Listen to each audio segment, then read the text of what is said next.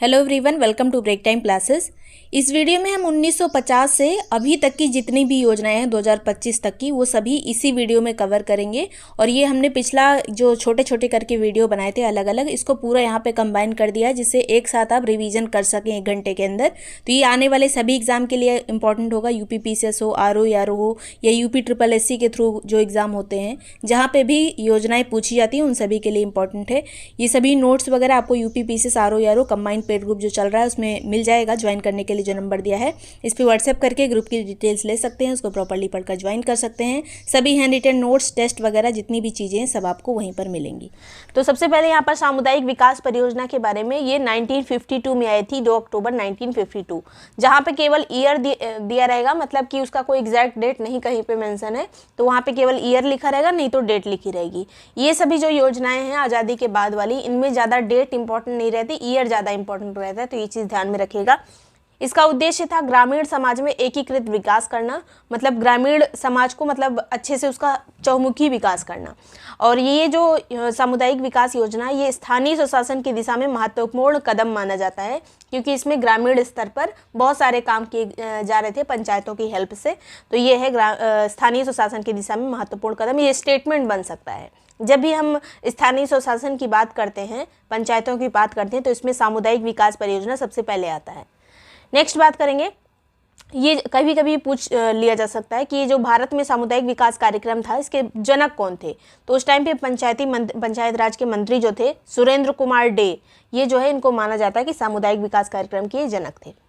Next बात करेंगे, अत्यधिक उपज प्रजाति कार्यक्रम एक आया था 1966-67 में। इसका उद्देश्य था कृषि उत्पादकता को बढ़ाना और खाद्यान्न में देश को आत्मनिर्भर बनाना।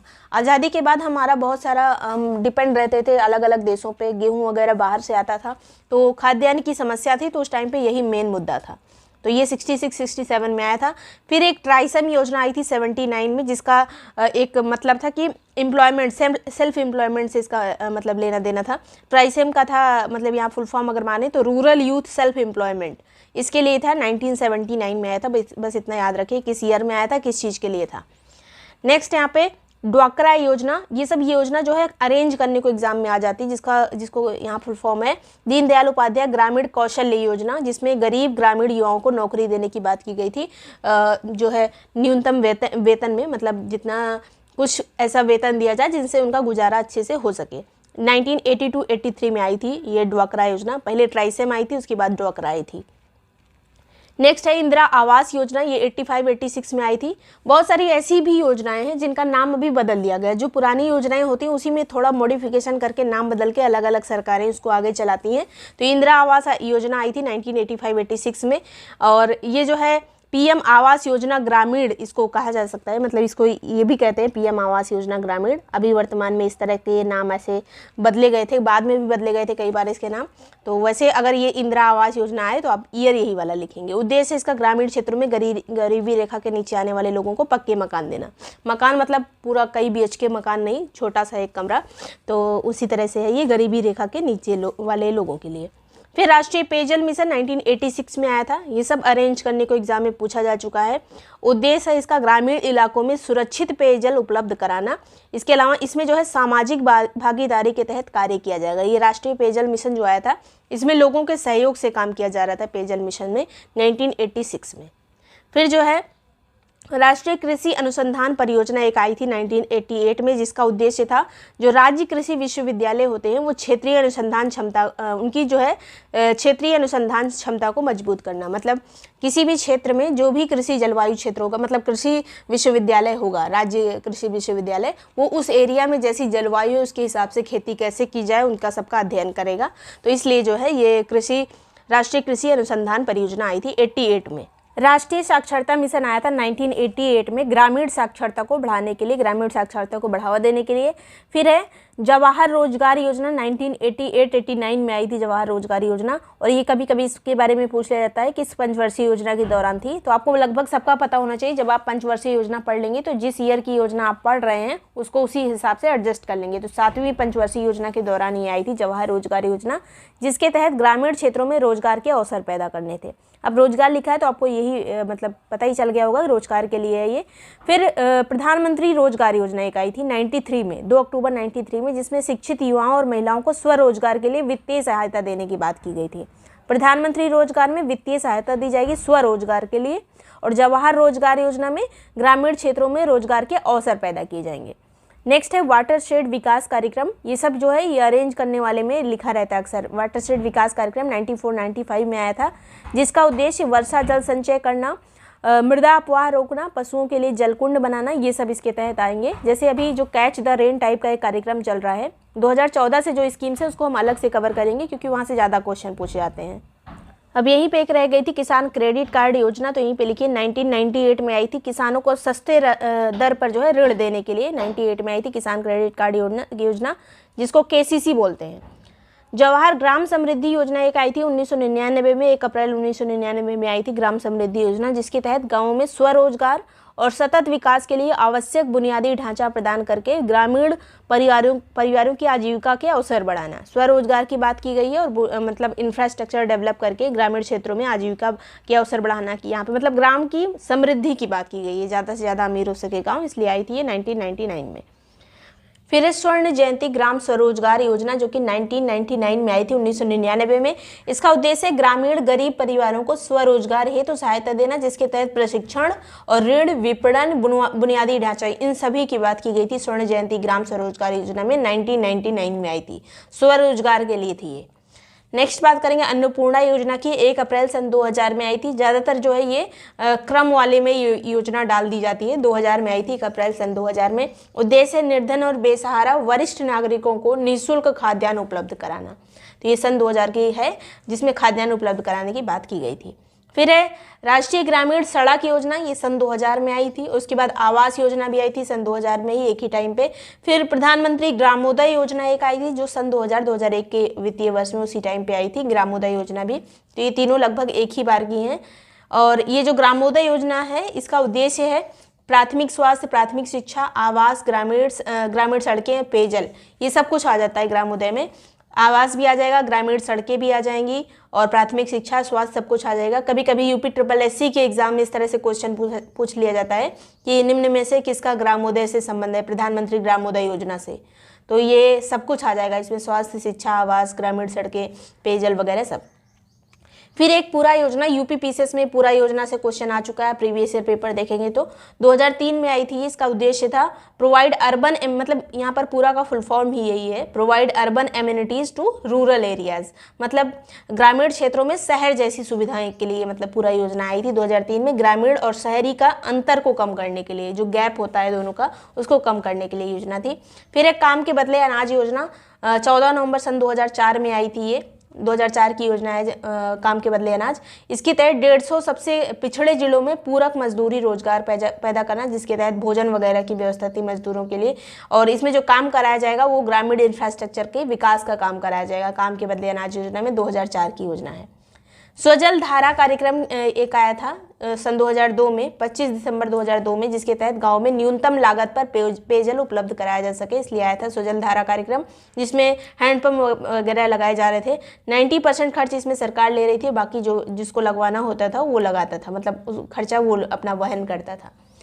नेक्स्ट बात करेंगे, अगली योजना है भारत निर्माण कार्यक्रम, 2005 में आई थी, जिसके तहत बहुत सारी चीज़ें थी। सड़क थी, आवास था, टेलीफोन, बिजली, पानी, सिंचाई बेहतर करना। इसमें टेलीफोन वगैरह भी आ गए, याद रखिएगा। भारत निर्माण में सन 2005 में आया था ये योजना।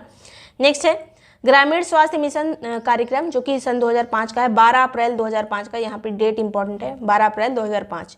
उद्देश्य था ग्रामीण आबादी विशेषकर कमजोर समूहों को सुलभ, सस्ती और गुणवत्तापूर्ण स्वास्थ्य सेवाएं प्रदान करना। ये ग्रामीण स्वास्थ्य मिशन का जो है उद्देश्य था। अगला है राष्ट्रीय ग्रामीण रोजगार गारंटी कार्यक्रम, सन 2006 में आया था, 2 फरवरी सन 2006 में, और मतलब शुरू हुआ था ये कार्यक्रम 2006 में, और ये राजस्थान से शुरू हुआ था। इसी को नरेगा कहते हैं, राष्ट्रीय ग्रामीण रोजगार गारंटी कार्यक्रम, और ये एक अधिनियम के तहत आया था। ये अधिनियम 2005 वाला है, राष्ट्रीय ग्रामीण रोजगार गारंटी अधिनियम 2005 में आया था। इसके तहत ये कार्यक्रम कब शुरू हुआ था, तो 2 फरवरी सन 2006 में। बाद में इसी का नाम 2009 में जाके जो है महात्मा गांधी के नाम से रख दिया गया, महात्मा गांधी राष्ट्रीय ग्रामीण रोजगार गारंटी रखा गया, जिसके तहत 100 दिन तक का गारंटीकृत रोजगार उपलब्ध कराना था। नेक्स्ट है राष्ट्रीय कृषि विकास योजना, ये 2007-8 में आई थी, जिसके तहत कृषि और संबद्ध क्षेत्रों में सार्वजनिक निवेश को बढ़ावा देने की बात की गई थी और इसके अलावा कृषि क्षेत्र में 4% वार्षिक वृद्धि हासिल हो सके, ऐसी यहाँ पर बात की गई थी। तो ये है सार्वजनिक निवेश के लिए, कृषि के क्षेत्र में जो निवेश ज़्यादा से ज़्यादा हो उसके लिए आई थी 7-8वीं योजना, राष्ट्रीय कृषि विकास योजना। फिर है राष्ट्रीय ग्रामीण पेयजल कार्यक्रम। राष्ट्रीय ग्रामीण पेयजल कार्यक्रम ये है जो है 2009 में आया था ये, और इसी तरह का कई सारा हम पेयजल और पढ़ चुके हैं, उसको भी देखिएगा। लेकिन ये वाला है राष्ट्रीय ग्रामीण पेयजल कार्यक्रम 2009 में। ग्रामीण भारत में हर व्यक्ति को पीने, खाना पकाने, अन्य घरेलू जरूरतों को के लिए पर्याप्त और सुरक्षित पानी उपलब्ध कराने के लिए योजना थी ये। यहाँ पर खाना पकाने वगैरह सब कुछ ही इसी में शामिल है, 2009 में जो आया था। अब देखिए लगभग अब जैसे हर नल से जल वाला कार्यक्रम आया है, हर घर नल से जल, वो भी अभी ये सब जो है मॉडिफाई कर आता है। जो पुरानी योजनाएं होती हैं उन्हीं को मॉडिफाई करके देते हैं, तो वो सब हम मोदी सरकार वाली योजनाओं में करेंगे। फिर राष्ट्रीय ग्रामीण आजीविका मिशन, ये जो पहले योजना थी राष्ट्रीय स्वर्ण जयंती ग्राम स्वरोजगार योजना, उसी का अपग्रेडेड वर्जन है ये राष्ट्रीय ग्रामीण आजीविका मिशन। जून 2011 में आई थी ये। इसके तहत ग्रामीण गरीबी दूर करना, स्वरोजगार देकर आत्मनिर्भर बनाना, ये इसका उद्देश्य था। 2011 की योजना है ग्रामीण आजीविका मिशन। ये हो गई योजनाएं जो 2014 तक की सबसे इंपॉर्टेंट वाली थी। अब इसी में पंचवर्षीय योजना भी देख लेते हैं। ज़्यादा इंपॉर्टेंट जो हमें पढ़नी है वो मोदी सरकार वाली स्कीम्स हैं, जो हम आगे पढ़ेंगे आगे वाले किसी वीडियो में। अब यहाँ पर पंचवर्षीय योजना के बारे में सबसे पहले इसके बारे में कुछ प्रारंभिक कदम जो उठाए गए थे। 1934 में एक आया था प्लान्ड इकोनॉमी फॉर इंडिया, जो कि विश्वेश्वरैया द्वारा दिया गया था। ये 10 साल का ये प्लान था, प्लान्ड इकोनॉमी फॉर इंडिया। किसने दिया था? विश्वेश्वरैया ने। 10 साल का ये प्लान था। पीसीएस में ये पूछा जा चुका है, प्लान्ड इकोनॉमी फॉर इंडिया किससे संबंधित है? विश्वेश्वरैया से। फिर है 1938 में एक राष्ट्रीय नियोजन समिति बनी थी, जिसके अध्यक्ष थे जवाहरलाल नेहरू। नियोजन समिति के अध्यक्ष कौन थे? जवाहरलाल नेहरू, जो 1938 में पहली बार बनी थी। उस टाइम पे आपको पता होगा 1938 में जब सुभाष चंद्र बोस कांग्रेस के अध्यक्ष बने थे, जो सेशन हुआ था उस टाइम की ये बात है। फिर जो है 1944 में एक बॉम्बे प्लान आया था, जिसमें अध्यक्ष थे सर आरदेशी दलाल। इसमें जो है एक प्लान बना था, 15 साल का प्लान था ये, जिसको बम्बई के 8 पूंजीपतियों के द्वारा शुरू किया गया था। बॉम्बे प्लान 1944 में आया था। इन सबको भी अरेंज करने को एग्जाम में दे देते हैं।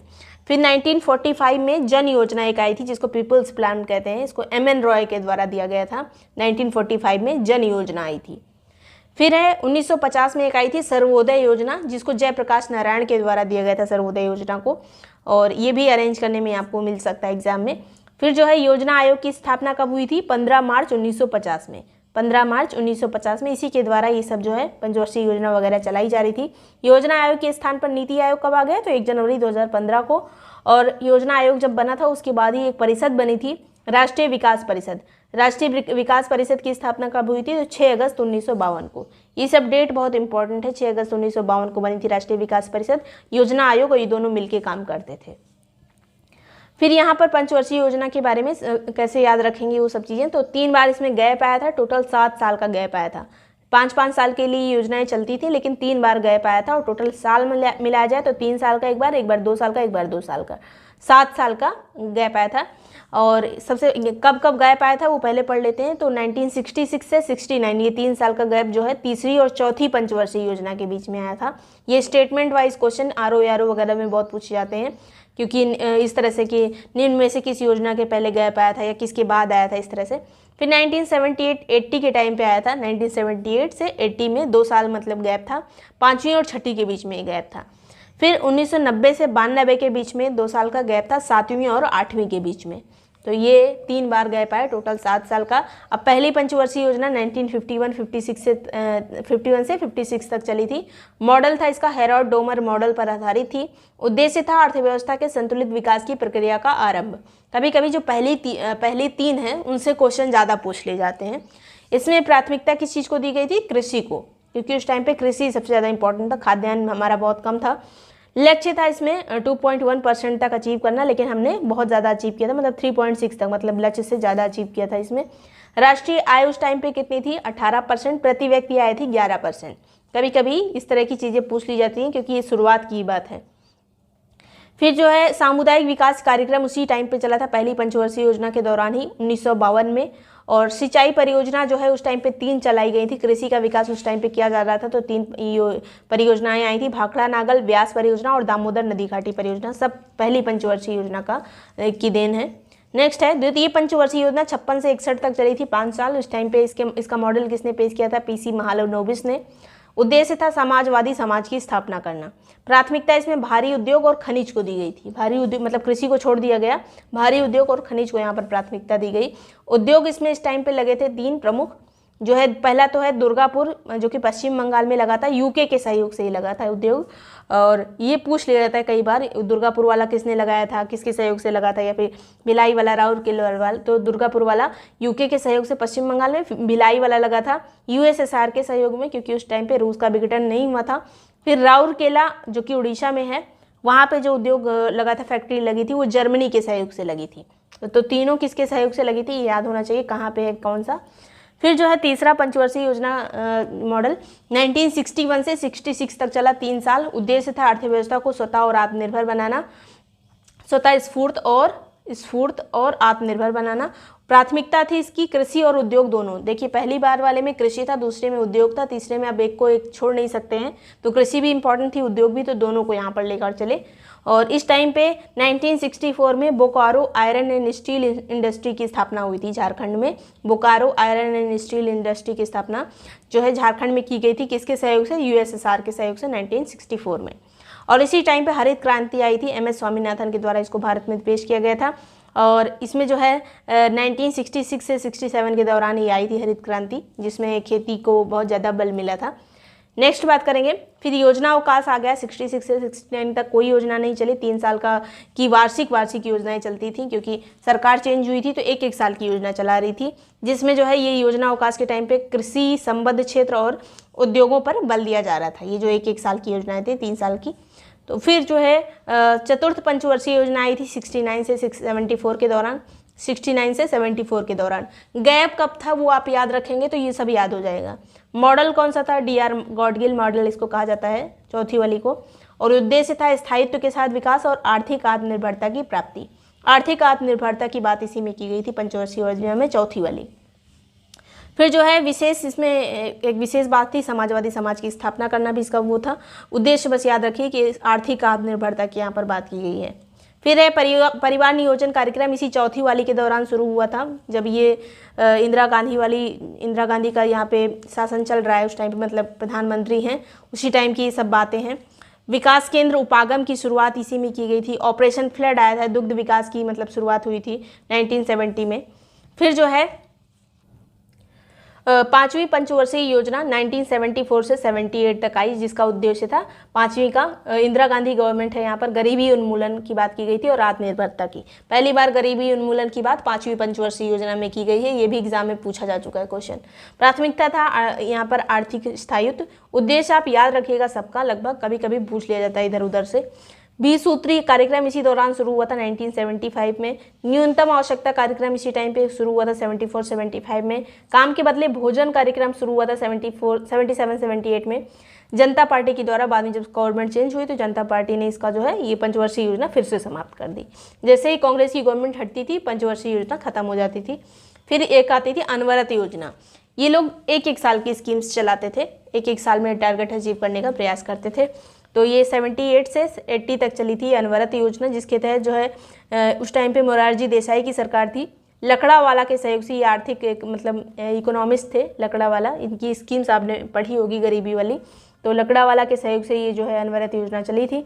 और उच्च मूल्य की मुद्राओं की वैधता समाप्त की गई। इस टाइम पे शराबबंदी पर फोकस किया गया। जन वितरण प्रणाली इसमें शुरू की गई, जो पीडीएस सिस्टम शुरू किया गया। इसके अलावा सार्वजनिक बीमा योजना की शुरुआत की गई। मतलब इन 2 सालों में इतनी सारी चीज़ें हुई, शराबबंदी वगैरह ये सब भी इसी टाइम पे हुआ था मोरारजी देसाई की सरकार में। फिर गवर्नमेंट चेंज हो गई। यहाँ पर एक चीज़ पूछा जाता है कि ये अनवरत योजना का प्रतिपादन किसने किया था? तो एशियन ड्रामा के लेखक हैं, एशियन ड्रामा में जो है इन्होंने लिखा है गुरनान मिल्डर ने, तो इन्होंने ही उसी में मतलब एशियन ड्रामा में इसका जो है प्रतिपादन किया था अनवरत योजना का। फिर आती है छठी पंचवर्षीय योजना 80 से 85 तक चली। इसका उद्देश्य था गरीबी उन्मूलन और रोजगार में वृद्धि। अभी तक जो है गरीबी उन्मूलन की सिर्फ बात थी, रोजगार की बात नहीं की गई थी। ये वाली छठवीं वाली में 80 से 85 वाली में रोजगार की भी बात की गई। दोबारा जब इंदिरा गांधी की सरकार बनी तो वहाँ पे रोजगार की भी बात की गई। फिर 7वीं पंचवर्षीय योजना 85 से 90 तक चली। जॉन मिलर मॉडल इसको कहा जाता है 7वीं पंचवर्षीय योजना को। फिर जो है 2 साल का गैप आया था, क्योंकि इंदिरा गांधी के बाद फिर राजीव गांधी आए, तो उसके बाद फिर राजीव गांधी के बाद थोड़ा सा राजनीति में उथापतल हुई, जब उनकी जो है हत्या हो गई थी उसके बाद, तो 2 साल जो है गैप आया था। फिर 8वीं पंचवर्षीय योजना आई थी 92 से 97, जिसका उद्देश्य था मानव संसाधन का विकास। मानव संसाधन की बात पहली बार 8वीं पंचवर्षीय योजना में की गई है। फिर 9वीं आई 97 से सन 2002 में, जिसका उद्देश्य था न्यायपूर्ण वितरण और समानता के साथ विकास। अब इसमें जो है थोड़ा थोड़ा बस आपको उद्देश्य दिमाग में रखना है और कब कब चली थी इसका टाइम पीरियड, और बाकी इसमें इतना ज़्यादा इंपॉर्टेंट नहीं है लास्ट वाली में। 10वीं पंचवर्षीय योजना 2002 से 2007, जिसमें देश में गरीबी बेरोजगारी समाप्त करना, उसके बाद जो है 10 साल में प्रति व्यक्ति आय को दुगुनी करना, ये 10वीं पंचवर्षीय योजना का उद्देश्य था। फिर 11वीं पंचवर्षीय योजना सन 2007 से 12 के बीच में आई थी, और इसका उद्देश्य था तीव्रतम और समावेशी विकास करना। 2007 से 12 तीव्रतम और समावेशी विकास था। 12वीं पंचवर्षीय योजना 12 से 17 तक चली थी। इसमें तीव्र, अधिक समावेशी और धारणीय विकास। धारणीय विकास की बात 12वीं पंचवर्षीय योजना में की गई है, समावेशी विकास की बात 11वीं पंचवर्षीय योजना में की गई है। इस तरह से जो शब्द हैं वो शब्दों से बहुत क्वेश्चन आते हैं, तो जिस तरह का आप एग्जाम देंगे उसी टाइप का आप पढ़ तो सब कुछ रहे हैं, लेकिन लेवल अपने दिमाग में उसी तरह का सेट करिएगा कि आप एग्जाम कौन सा वाला देने जा रहे हैं। एक चीज़ यहाँ पे बीजेपी गवर्नमेंट इसलिए लिखा है कि आप उस दौरान की योजनाएं आपको पढ़नी ही पड़ेंगी, मतलब ये जो 2014 से अभी तक की। पिछले वीडियो में मैंने कहीं मोदी सरकार की योजनाएं ऐसे बोल दिया था तो थोड़ा लोग ऑफेंड हो गए थे, तो वो सब मत करिए। अगर आप एग्ज़ाम की तैयारी कर रहे हैं किसी, तो जो गवर्नमेंट चल रही है उसकी योजना आपको पढ़ना ही पड़ेगा, और ज़्यादा पूछी जाती है, आपको ये पता ही होगा। तो ये फैक्ट है, पास होने के लिए कुछ भी करना पड़ता है, तो वो है। अगर मेंस वगैरह में भी अगर आप लिख रहे हैं क्वेश्चन, तो उस टाइम पे ध्यान रखिएगा कि आप गवर्नमेंट की किसी भी स्कीम को क्रिटिसाइज़ ना करें। अपना व्यू रख सकते हैं लास्ट में, लेकिन एक सजेशन की तरह। तो आपका माइंडसेट ऐसा होना चाहिए भी कि गवर्नमेंट के साथ हैं, आप उसके एम्प्लॉय बनने वाले हैं, तो इस तरह से रहना चाहिए। और एक और चीज़ कि यूट्यूब में आजकल वो AI वर्जन आ गया है कि उसमें इंग्लिश में कन्वर्ट कर देता है अपने मतलब वॉइस को। तो ओरिजिनल वॉइस के लिए आप सेटिंग में जाके ऊपर जहाँ पे वीडियो चलता है ऊपर 3 डॉट बने होंगे, वहाँ से जाके ओरिजिनल ऑडियो ट्रैक में ओरिजिनल वॉइस कर दीजिएगा, तो आपको ओरिजिनल वॉइस ही आएगी। नहीं तो आजकल वो कन्वर्ट कर दे रहा है, 2-3 दिन पहले ही अपडेट हुआ है कुछ। तो सबसे पहले यहाँ पर प्रधानमंत्री नरेंद्र मोदी का प्रथम कार्यकाल ये 26 मई 2014 से शुरू हुआ था, उस दिन जब मतलब पूरा शपथ ग्रहण वगैरह हुआ था। उसके बाद से ये योजनाएं हैं। सबसे पहले 2014 की योजनाएं, ये सब बहुत अरेंज करने को एग्जाम में पूछा जा चुका है, तो इसको सबसे पहले देखते हैं। डिजिटल इंडिया कार्यक्रम, ये डिजिटल इंडिया कार्यक्रम है, सिर्फ इतना याद रखिएगा। 2015 में एक आया था डिजिटल भारत मिशन, वो हम आगे देखेंगे। 2015 1 जुलाई को आया था। ये डिजिटल इंडिया कार्यक्रम शुरू किया गया था 21 अगस्त 2014 को, और इसी के बाद से बहुत सारी योजनाएं आई थी। इन सभी योजनाओं को थोड़ा और अच्छे से पढ़ेंगे। पहले प्रीव्यू देख लेते हैं। प्रीव्यू में मतलब एक साथ लिख दिया है इसलिए, क्योंकि याद करने में इससे आसानी होती है। क्रम ज़्यादा पूछा जाता है, इसलिए याद करने के लिए एक साथ लिखा है। आगे इसके बारे में और भी चीज़ें हैं। प्रधानमंत्री जन धन योजना, ये आई थी 28 अगस्त 2014 को। पहले ये 21 अगस्त, ये 28 अगस्त। फिर दीनदयाल उपाध्याय अंत्योदय योजना, ये 25 सितंबर को आई थी 2014। 25 सितंबर 2014 अंत्योदय योजना आई थी। स्वच्छ भारत मिशन 2 अक्टूबर 2014 को आया था। इन सभी जैसे ये योजनाएं हैं, हमने जैसे आज़ादी के बाद की कुछ योजनाएं पढ़ी थी, बहुत सारी योजनाएं उन्हीं को नाम कन्वर्ट करके थोड़ा सा मॉडिफाई करके उन्हीं का नाम चेंज करके सभी योजनाएं बनती हैं।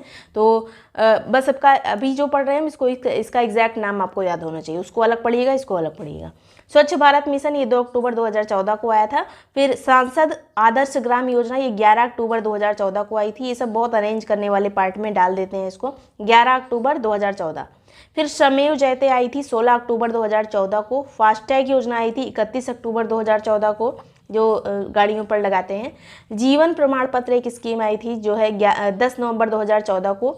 मिशन इंद्रधनुष आया था 25 दिसंबर 2014 को। बहुत बार इसको मैचिंग में पूछा जाता है। मेक इन इंडिया आया था 25 सितंबर 2014 को। ये मेक इन इंडिया एकदम लास्ट में लिखा हुआ था, तो इसको उठा के हमने यहाँ कर दिया है, जैसे ये ऑर्डर सही रहे। मेक इन इंडिया 25 सितंबर 2014 को आई थी। अब यही जो योजनाएं हमने देखी, इसी को थोड़ा सा अच्छे से पढ़ लेते हैं। जैसे डिजिटल इंडिया कार्यक्रम, जो कि 21 अगस्त 2014 में रांची से शुरू हुआ था, झारखंड से। इसका उद्देश्य था डिजिटल साक्षरता और इंटरनेट तक सबकी पहुँच सुनिश्चित करना।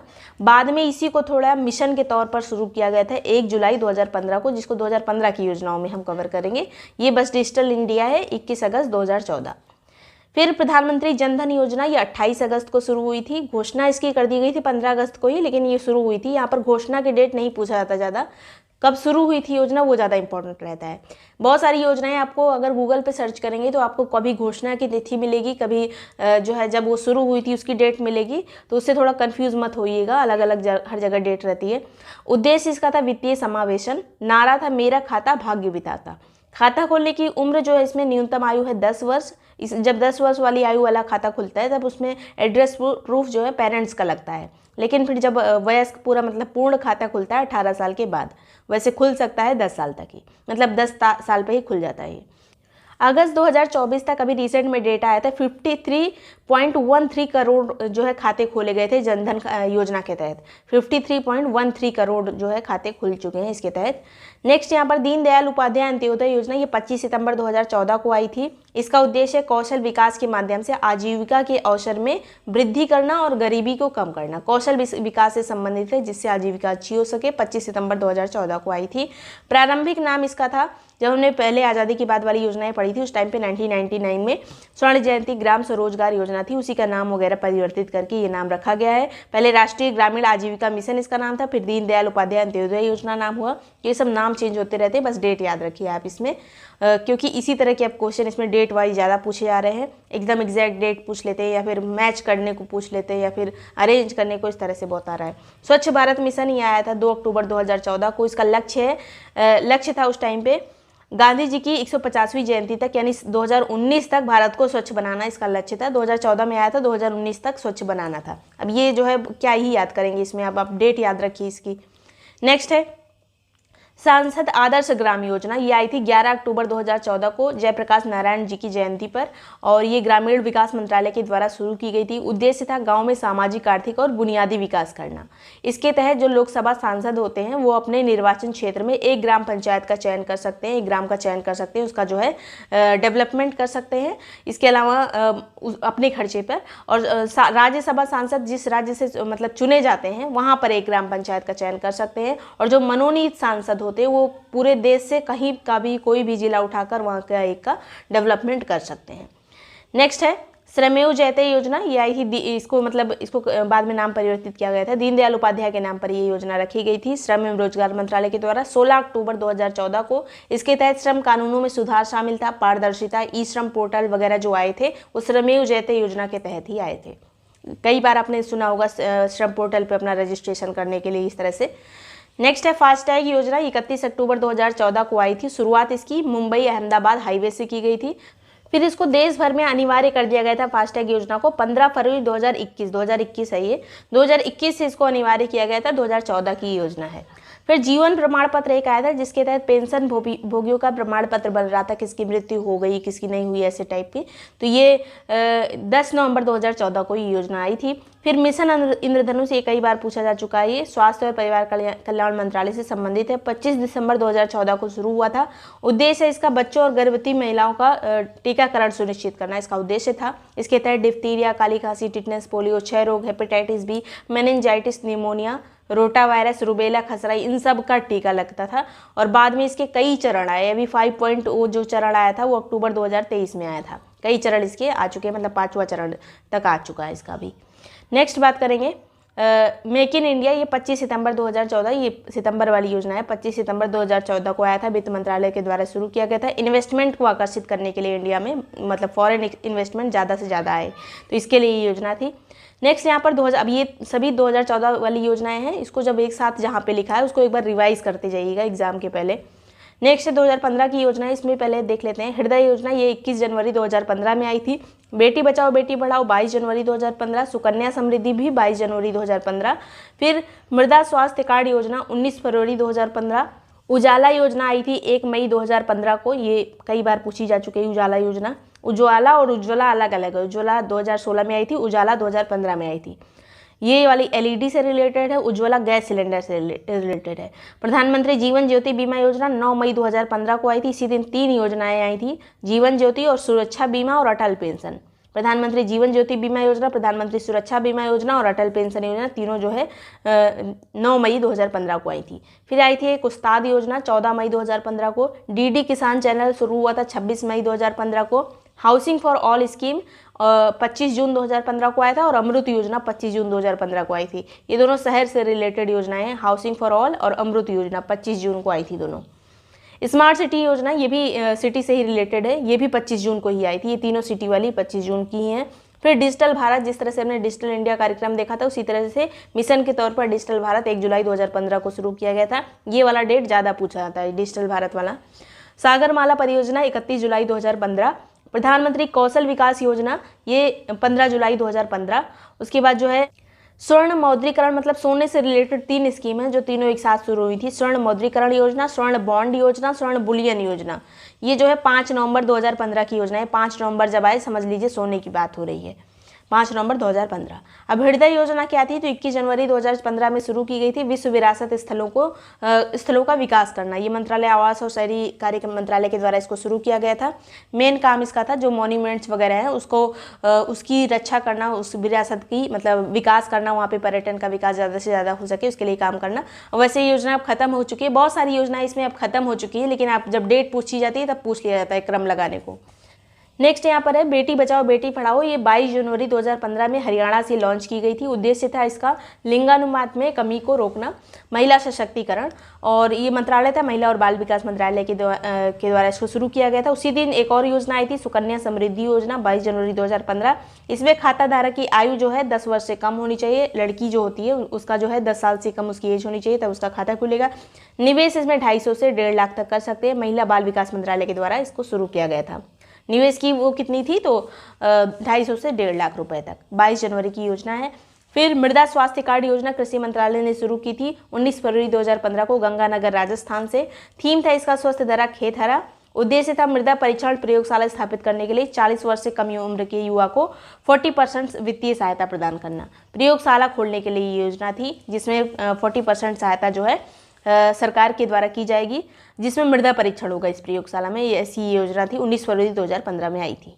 फिर उजाला योजना केंद्रीय ऊर्जा मंत्रालय ने 1 मई 2015 में शुरू की थी। इसके तहत ये जो है पहले बचत लैंप योजना थी, उसी के नाम पे ये उजाला योजना आई थी, और इसके तहत एलईडी वितरण का काफ़ी काम किया गया था, बल्ब वगैरह का, तो तभी से एलईडी बहुत ज़्यादा चल रही है।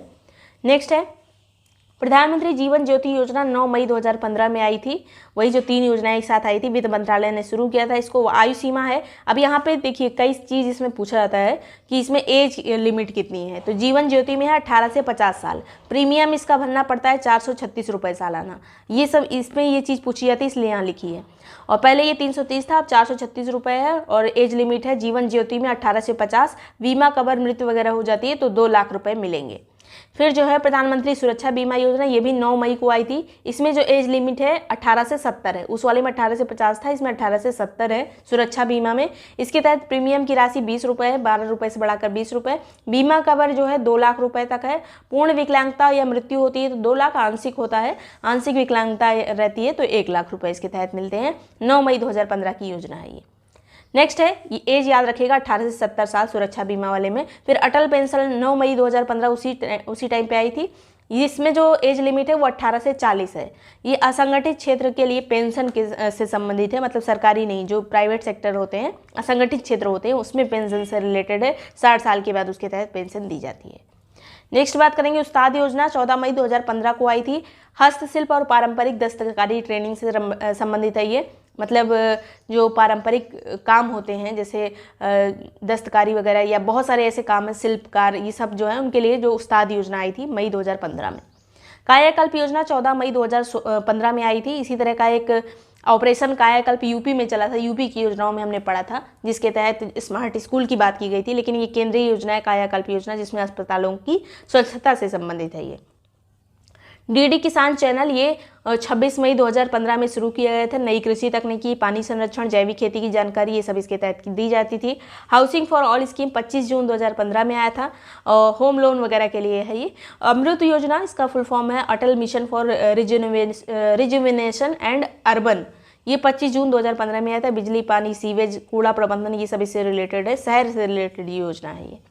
स्मार्ट सिटी योजना 25 जून 2015 में आई थी। आर्थिक और जीवन की गुणवत्ता में सुधार, आर्थिक स्थिति और जीवन की गुणवत्ता में सुधार वगैरह के लिए है स्मार्ट सिटी योजना। 25 जून 2015 में आई थी। डिजिटल भारत, ये जो है डिजिटल भारत मिशन 1 जुलाई 2015, और ये जो है विभागों और लोगों को पास लाने की एक पहल थी, एक मिशन की तरह इसको शुरू किया गया था, जिससे गवर्नमेंट डिपार्टमेंट और लोगों तक उसकी पहुंच जो है आसानी से हो सके। तो बहुत सारे पोर्टल वगैरह तब से बनना शुरू हुए थे। सागरमाला परियोजना 31 जुलाई 2015 में आई थी। सड़क, रेल, तटीय जलमार्ग के माध्यम से बंदरगाहों तक पहुंच सुनिश्चित करना। मतलब ये इसका उद्देश्य पूछा जा सकता है कि सागरमाला परियोजना क्या थी। तो इसके तहत जो है, जो बंदरगाह होते हैं, पोर्ट्स होते हैं, वहाँ तक आसानी से पहुँचा जा सके, तो उसके लिए सड़क वगैरह बनाने के लिए ये योजना थी, सागरमाला परियोजना। फिर जो है प्रधानमंत्री कौशल विकास योजना, ये 15 जुलाई 2015 में आई थी। 12वीं 10वीं की जो पढ़ाई छोड़ने वाले लोग थे, उनको मुफ्त में ट्रेनिंग दी जा रही थी, उनका कौशल विकास वगैरह किया जा रहा था। 15 जुलाई 2015। फिर सोने से रिलेटेड स्वर्ण मौद्रीकरण, स्वर्ण बॉन्ड, स्वर्ण बुलियन, ये सब 5 नवंबर की योजना है, 5 नवंबर 2015। 2016 की योजनाएं, इसके तहत जो है कुछ योजनाएं, जैसे स्टार्टअप इंडिया, ये 16 जनवरी 2016 को शुरू किया गया था। Shyama Prasad Mukherjee national urban mission, ये 21 फरवरी 2016 को शुरू किया गया था। सेतु भारतम योजना 4 मार्च 2016। स्टैंड अप योजना 5 अप्रैल 2016। यहाँ पर याद रखिएगा, स्टार्टअप इंडिया जो है ये 16 जनवरी है 2016 में ही, और स्टैंड अप जो है 5 अप्रैल है 2016 में ही। फिर ग्रामोदय से भारत उदय, ये शुरू हुआ था, ये 14 से 24 अप्रैल के बीच में हुआ था ग्रामोदय से भारत उदय। उसके बाद बंद हो गया था, मतलब शुरुआत इसकी मध्य प्रदेश से की गई थी। इसके तहत जो है सामाजिक सुधार वगैरह किए जा रहे थे, आगे देखेंगे। प्रधानमंत्री उज्ज्वला योजना, ये 1 मई 2016 को आई थी। इसी तरह की 1 मई 2015 को कौन सी योजना आई थी, तो वो उजाला योजना थी, और 1 मई 2016 को उज्ज्वला योजना आई है। नेक्स्ट बात करेंगे स्टार्टअप इंडिया, यहीं पर ये सब चीज़ें देख लेते हैं। स्टार्टअप इंडिया क्या था, तो 16 जनवरी 2016 को आया था। वर्तमान में लगभग 1,59,000 के करीब जो है स्टार्टअप्स हैं, जो कि DPIIT के तहत रजिस्टर्ड हैं, जिनको स्टार्टअप की श्रेणी में रखा गया है। 25 जनवरी 2025 तक जो है ये पूरा डेटा है, तब तक ये इतने स्टार्टअप्स थे। नेक्स्ट बात करेंगे Shyama Prasad Mukherjee national urban mission, ये 21 फरवरी 2016 से शुरू किया गया था छत्तीसगढ़ से, सामाजिक आर्थिक सुधार के लिए और भौतिक सुविधाओं से गांव का विकास करने के लिए योजना थी अर्बन मिशन की। मतलब शहर की जैसी गांव में सुविधा हो सके, इसीलिए अर्बन मिशन आया था। नेक्स्ट बात करेंगे सेतु भारतम योजना की, ये 4 मार्च 2016 में शुरू हुई थी। इसके तहत जो इस उद्देश्य था, नेशनल हाईवे को रेलवे क्रॉसिंग से मुक्त करना, इसका उद्देश्य था सेतु भारतम का। फिर जो है स्टैंड अप योजना, ये 5 अप्रैल 2016 को आई थी, 5 अप्रैल 2016 को आई थी ये। और इसके तहत उद्देश्य क्या था, तो प्रत्येक जो बैंक शाखाएं होती हैं, उनके द्वारा कम से कम एक अनुसूचित जाति या जनजाति और एक महिला को कारोबार के लिए लोन देने की सुविधा थी इसमें स्टैंड अप योजना में। मतलब अपना काम शुरू कर सके कोई महिला या फिर कोई SC ST वर्ग, तो उसके लिए लोन की सुविधा थी। हर बैंक शाखा के द्वारा ऐसा किया जाएगा। नेक्स्ट है ग्रामोदय से भारत उदय, ये 14 से 24 फरवरी के बीच में चला था, अप्रैल में 2016 में। महू से शुरू हुआ था, मध्य प्रदेश से। BR अम्बेडकर की 125वीं जयंती पर इसको शुरू किया गया था 14 अप्रैल से, और उद्देश्य था गाँव में सामाजिक सद्भाव को बढ़ाना। फिर प्रधानमंत्री उज्ज्वला योजना 1 मई 2016 को आई थी। Ministry of petroleum and natural gas के द्वारा इसको शुरू किया गया था। गरीबी रेखा से नीचे आने वाली महिलाओं को निःशुल्क गैस कनेक्शन दिए जा सकें, इसके लिए था ये। उम्र की इसमें सीमा थी 18 साल से ऊपर जिस महिला की उम्र होगी उसके तहत कनेक्शन, मतलब उसको कनेक्शन मिल सकता है। अभी जो मंत्रालय वगैरह है, कई कई ऐसी योजनाएं हैं जिसमें एक मंत्रालय है ही नहीं, मतलब एक से ज़्यादा मंत्रालय उसमें इन्वॉल्व है। तो बहुत ज़्यादा इतना जहाँ पे लिख दिया गया है मंत्रालय, वहाँ पे देख लीजिएगा। और महिलाओं से रिलेटेड रहेगा तो महिला और बाल विकास, यहाँ पर उज्ज्वला योजना है, यहाँ पे लग रहा था कि महिलाओं से रिलेटेड है, लेकिन पेट्रोलियम एंड नेचुरल गैस से रिलेटेड था, इसलिए यहाँ पर लिख दिया गया है। नेक्स्ट बात करेंगे 2017 की योजना है प्रधानमंत्री वय वंदना योजना। ये यहाँ पर केवल आप सीधे सीधे पढ़ लीजिए, बहुत कम चीज़ें हैं 2017 वाली योजनाओं में। तो 1 जनवरी 2017 को आई थी। वरिष्ठ नागरिक पेंशन से रिलेटेड है वय वंदना योजना, 1 जनवरी 2017। ये ज़्यादातर अरेंज करने वाले सेक्शन में डालते हैं इसको। मातृत्व लाभ कार्यक्रम या फिर प्रधानमंत्री मातृ वंदना योजना 1 जनवरी 2017 को आई थी, 1 जनवरी 2017 को आई थी। और ये सभी जो स्कीम्स हैं, बहुत सारी ऐसी स्कीम्स हैं जैसे बजट में उनके बारे में, मतलब बजट एलोकेशन उनका इंपॉर्टेंट रहता है, तो बजट देख लीजिएगा। यूनियन बजट जो आया है उसका वीडियो आपको डिस्क्रिप्शन में मिल जाएगा, वहाँ से जाके देख लीजिएगा। नेक्स्ट जो है प्रधानमंत्री ग्रामीण डिजिटल साक्षरता अभियान, ये 8 फरवरी 2017 को आया था। इंटरनेट यूज़ सिखाने के लिए, जैसे ईमेल वगैरह कैसे भेजते हैं, तो उसके लिए 2017 में आया था डिजिटल साक्षरता, ग्रामीण डिजिटल साक्षरता मिशन। फिर उड़ान योजना आई थी 27 अप्रैल 2017 को, जिसमें आम लोगों को अफोर्डेबल प्राइस पे हवाई जो जहाज़ की जो यात्रा है वो मिल सके ज़्यादा से ज़्यादा। तब से देखिए लोग बहुत ज़्यादा लोग फ्लाइट वगैरह से जा रहे हैं, बहुत सारे रेट्स वगैरह कम हुए हैं। नेक्स्ट जो है संपदा योजना या फिर इसी का नाम बाद में किसान संपदा योजना हुआ था, 26 मई 2017 में शुरू हुआ था। इसके तहत मेगा फूड पार्क और जो कोल्ड स्टोरेज, कृषि प्रसंस्करण वगैरह पे विकास किया जाएगा, उनको बनाया जाएगा। तो ये 26 मई 2017 की योजना है संपदा योजना। बहुत बार इसको पूछा जा चुका है अरेंज में। नेक्स्ट है यहाँ पर जिज्ञासा योजना। ये 6 जुलाई 2017 को शुरू की गई थी और बच्चों में वैज्ञानिक मनोवृत्ति का विकास करने के लिए योजना थी। फिर है शादी शगुन योजना, 8 अगस्त 2017 में आई थी। मुस्लिम लड़कियों को स्नातक शिक्षा पूरी करने के बाद जो है 51,000 रुपये की धनराशि की इसमें बात की गई थी। फिर स्वस्थ बच्चे स्वस्थ भारत, ये 22 अगस्त 2017 की योजना है। इसमें जो है बच्चों को संतुलित आहार, योग, दैनिक दिनचर्या, इन पे फोकस किया जाएगा। 22 अगस्त 2017 की योजना है स्वस्थ बच्चे स्वस्थ भारत। सौभाग्य योजना ये 25 सितंबर 2017 की, जिसके तहत सहज बिजली हर घर की इसमें बात की गई थी। सौभाग्य योजना बिजली से रिलेटेड है, इतना याद रखिए। 25 सितंबर 2017 की है।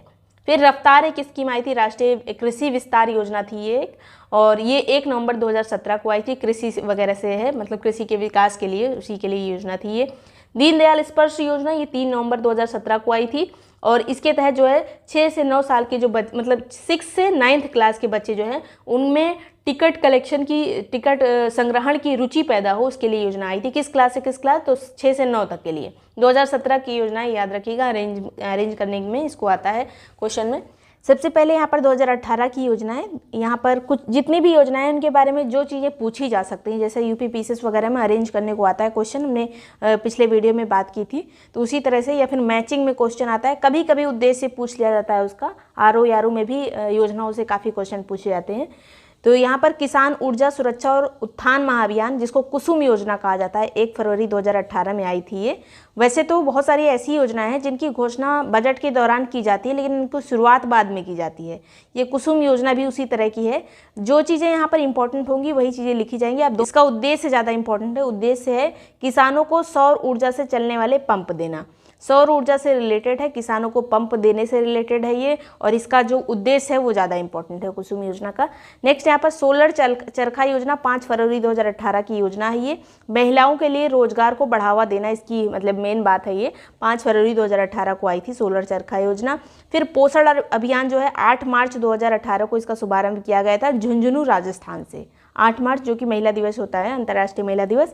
उद्देश्य इसका है 0 से 6 साल के बच्चों को उचित पोषण देना, और इसमें जो है लड़कियों और महिलाओं पर विशेष ध्यान दिया जाएगा, ऐसी बात की गई थी 2018 के पोषण अभियान में। फिर जो है इसी तरह के बहुत सारे पोषण से रिलेटेड अभियान हैं, लेकिन उनको थोड़ा सा मॉडिफाई किया गया है आगे। आयुष्मान भारत योजना 25 सितंबर 2018 की योजना है ये, और इसको प्रधानमंत्री जन औषधि योजना भी कहा गया है। इसके तहत देश के 10 करोड़ से अधिक परिवारों के लगभग 50 करोड़ लोगों को, मतलब 10 करोड़ परिवार के 50 करोड़ लोगों को सालाना 5 लाख रुपए तक का स्वास्थ्य बीमा दिया जाएगा। यह आयुष्मान भारत योजना के तहत है, 2018 में आई थी, सितंबर 2018 में। ये सब आपको ईयर जरूर पता होना चाहिए। 2019 की योजना प्रधानमंत्री किसान सम्मान निधि योजना, ये आई थी 24 फरवरी 2019 को। इसका शुभारंभ गोरखपुर उत्तर प्रदेश से किया गया था 24 फरवरी 2019 को, और ये बैक डेट से लागू हुई थी। बहुत सारी योजनाएं जब अनाउंस होती हैं उसके पिछली डेट से कभी लागू की जाती हैं कि उस टाइम से इसमें मतलब जो वित्त पोषण होगा बैक डेट से होगा। तो 1 दिसंबर 2018 से इसको जो है बैक डेट से लागू किया गया था। इसके तहत छोटे और सीमांत किसानों की हेल्प करना इसका मुख्य लक्ष्य था। इसके तहत 6,000 रुपये प्रतिवर्ष दिए जाते थे, और ये जो 6,000 रुपये हैं कैसे दिए जाते हैं, तो तीन किस्तों में दिए जाते हैं, 2-2 हज़ार रुपये करके, जो छोटे और सीमांत किसान हैं उनको। फिर जो है प्रधानमंत्री श्रम योगी मानधन योजना, ये 5 मार्च को आई थी, अहमदाबाद गुजरात से शुरू की गई थी, और इसको भी बैक डेट से 15 फरवरी 2019 से लागू किया गया था। इसके तहत जो उम्र है वो 18 से 40 साल है। एक तरह की पेंशन योजना है जिसमें असंगठित क्षेत्र के जो कामगार होते हैं उनको सामाजिक सुरक्षा प्रदान करने के लिए है ये पेंशन स्कीम है। 18 से 40 वर्ष तक इसमें रजिस्टर कर सकते हैं। उसके बाद जो पेंशन मिलेगी वो 60 साल के बाद मिलेगी। जहाँ पर भी पेंशन आएगी वो 60 साल के बाद ही रहेगी। नेक्स्ट यहाँ पे है इसी तरह की, जैसे ये थी श्रम योगी वाली, उसी तरह से किसान मानधन योजना है, ये भी पेंशन से ही रिलेटेड है। 12 सितंबर 2019 को शुरू की गई थी रांची झारखंड से, और इसमें भी 18 से 40 साल तक प्रवेश ले सकते हैं। उसके बाद 60 साल की आयु के बाद न्यूनतम 3,000 रुपये मासिक पेंशन मिलेगी, न्यूनतम 3,000 रुपये। और ये योजना किससे संबंधित है? LIC से संबंधित है। ये मतलब LIC के तहत यहाँ पे रजिस्टर वगैरह किया जाता है। नेक्स्ट बात करेंगे 2020 की योजनाओं की। ये सभी योजनाओं में जितनी चीज़ यहाँ पर लिखी हुई है उतना ही इंपॉर्टेंट है, बहुत ज़्यादा डीप में पढ़ने की जरूरत नहीं है। अगर आप कोई ऐसा एग्जाम नहीं दे रहे हैं जहाँ पे योजना ही योजना भरी रहती है, यूपी पीसीएस आरओ वगैरह के लिए ये बहुत इंपॉर्टेंट है, ये जितना चीज़ यहाँ पर लिखा है। फिर 2020 की योजनाओं में वैसे भी बाकी के भी जो यूपी SSS के थ्रू जो एग्जाम होते हैं उन सभी के लिए भी इंपॉर्टेंट रहेगा। प्रधानमंत्री मत्स्य संपदा योजना ये 10 सितंबर 2020 को आई थी और ये पीएम मोदी के द्वारा इसका उद्घाटन किया गया था। मछली उत्पादन और उत्पादकता बढ़ाने के लिए है ये भी बैकडेट मई से लागू की गई थी। मत्स्य संपदा योजना 2020 की योजना है, आई थी 10 सितंबर 2020 को। फिर आत्मनिर्भर योजना ये जो है 12 मई 2020 को कोविड के दौरान इसकी घोषणा की गई थी 12 मई को, और फिर लागू हुई थी 1 अक्टूबर 2020 को। भारत के उद्योगों में सुधार लाकर युवाओं के लिए रोजगार सृजन करना, मतलब उद्योग को बढ़ावा देना, और किस तरह से बढ़ावा देना कि युवाओं को थोड़ा हेल्प वगैरह की जाएगी जिससे वो आत्मनिर्भर बन सकें। नेक्स्ट है प्रधानमंत्री गरीब कल्याण अन्न योजना, ये भी कोविड के दौरान आई थी। 25 मार्च 2020 को इसकी घोषणा की गई थी और ये डेट जो है बाद में कई जगह पे अलग अलग इसकी डेट मिलेगी, कहीं कहीं पे डेट अप्रैल की 1 अप्रैल मिलती है, लेकिन जब घोषणा की गई थी तो 25 मार्च को की गई थी कोविड के दौरान, जिसके तहत मुफ्त अनाज जो है 5 किलोग्राम चावल और गेहूँ और 1 किलो दाल एक्स्ट्रा यहाँ पर दी जाती थी। तो ये गरीब कल्याण अन्न योजना कई बार इसको एक्सटेंड भी किया गया था बाद में भी। प्रधानमंत्री स्वामित्व योजना 28 अप्रैल 2020 को आई थी। इसका उद्देश्य था गांव की संपत्ति पर किसी भी बैंक से मिलेगा लोन, मतलब ये जो गांव की संपत्ति है उसके आधार पर लोन मिल सकता है हर बैंक की शाखा में, तो ये स्वामित्व योजना के तहत है। ये 28 अप्रैल 2020 को आई थी। नेशनल डिजिटल हेल्थ मिशन ये 15 अगस्त 2020 को आया था। चिकित्सकों और मरीजों को डिजिटल रूप से जोड़े रखना इसमें है, जिससे जो रोगियों का डाटा है वो एक जगह सेव रहे, तो इसलिए आया था ये डिजिटल हेल्थ मिशन। फिर प्रधानमंत्री स्वनिधि योजना 18 जुलाई 2020 को आई थी। इंपॉर्टेंट योजना है ये। इसके तहत स्ट्रीट वेंडर्स को सरकार 10,000 रुपये तक का लोन देगी उनको सक्षम बनाने के लिए। जो रेड़ी लगाते हैं या फिर ठेला लगाते हैं, फल बेचते हैं, ऐसे लोगों को ऐसे लोगों के लिए लोन की सुविधा स्वनिधि योजना के तहत आई थी। नई शिक्षा नीति आई थी 30 जुलाई 2020 को और इसमें पाठ्यक्रम का आधार 5+3+3+4 हो गया था, जिसमें 5 का क्या मतलब है, तो फाउंडेशन यानी 5 साल तक, नर्सरी से क्लास 2 तक, और 3 में है क्लास 3 से 5, उसके बाद ये वाला जो 3 है 3 साल का, ये 6 से 8 तक, उसके बाद ये जो 4 है ये 9 से 12 तक। तो इस तरह से इसको डिवाइड किया गया था नई शिक्षा नीति में। 30 जुलाई 2020 को आई थी ये नीति। फिर 2021 की योजना है, इसके तहत जो है ग्राम उजाला योजना है, 19 मार्च 2021 को आई थी ग्राम उजाला योजना। और इसी तरह की उजाला योजना हम पहले भी पढ़ चुके हैं, जो आपने देखा होगा जब हमने 14, 15, 16, 17 की योजना पढ़ी थी, उसको ज़्यादा अच्छे से पढ़िएगा, क्योंकि उसमें जो है अरेंज करने को बहुत ज़्यादा क्वेश्चन पूछे जाते हैं। जो पहला कार्यकाल था नरेंद्र मोदी जी का या बीजेपी गवर्नमेंट का, उसमें जितनी योजनाएं थी वो बार बार रिपीट करती हैं अरेंज करने को, मैच करने को। तो ये है 2021 की योजना। इसमें जो है ग्रामीण क्षेत्रों में सस्ते एलईडी बल्ब उपलब्ध कराने के लिए योजना आई थी, एलईडी बल्बों के लिए। इसी तरह की उजाला योजना थी, ये ग्राम उजाला है। स्टार्टअप इंडिया सीड फंड योजना ये 19 अप्रैल 2021 को आई थी। उद्यमियों को कारोबार हेतु वित्त सहायता प्रदान करने के लिए सीड फंड योजना ये आई थी। फिर है पीएम केयर्स फॉर चिल्ड्रन योजना, ये 29 मई 2021 को आई थी। कोविड के दौरान जो बच्चे अनाथ हो गए थे उनके लिए कोष तैयार किया गया था, फंड तैयार किया गया था 10 लाख रुपए का। तो ये जो है ये 29 मई 2021 की योजना है, पीएम केयर्स फॉर चिल्ड्रन योजना। पीएम केयर्स फंड भी एक बनाया गया था इसी तरह का। उज्ज्वला 2.0 एक आई थी मई 2021 में, जिस तरह से उज्ज्वला योजना गैस सिलेंडर वगैरह के लिए आई थी, ये 2.0 आई थी, जिसके तहत सिलेंडर के साथ चूल्हा फ्री दिया जा रहा था। महुआ से इसकी शुरुआत की गई थी। फिर है गति शक्ति योजना, 15 अगस्त के टाइम पे 75वां जो स्वतंत्रता दिवस था उसी दिन ये अनाउंस की गई थी। इसके तहत औद्योगिक उत्पादकता को बढ़ाना मुख्य उद्देश्य था। गति शक्ति में बहुत सारी चीज़ें आ जाएंगी इंफ्रास्ट्रक्चर डेवलप करने के लिए, तो इससे उद्योग वगैरह को बढ़ावा मिला था। सड़कें वगैरह भी अच्छी हुई थी इसके तहत, जो है कोल्ड स्टोरेज वगैरह ये सब चीज़ें थी इसमें गति शक्ति योजना में। राष्ट्रीय हाइड्रोजन मिशन ये 15 अगस्त 2021 को ही अनाउंस हुआ। इसके तहत भारत को हरित हाइड्रोजन के उत्पादन और निर्यात का केंद्र बनाने का लक्ष्य रखा गया था हाइड्रोजन मिशन के तहत। ये 2021 की योजना है। फिर है स्पिन योजना। स्पिन योजना जो है 17 सितंबर 2021 को वाराणसी से शुरू की गई थी। इसके तहत शिशु मुद्रा योजना के तहत कुंभकारों को लोन वगैरह देने की बात की गई थी। कुंभकार जो चाक से बनाते हैं सामान, वो स्पिन करता रहता है, घूमता रहता है, तो उसी तरह की है स्पिन योजना ये।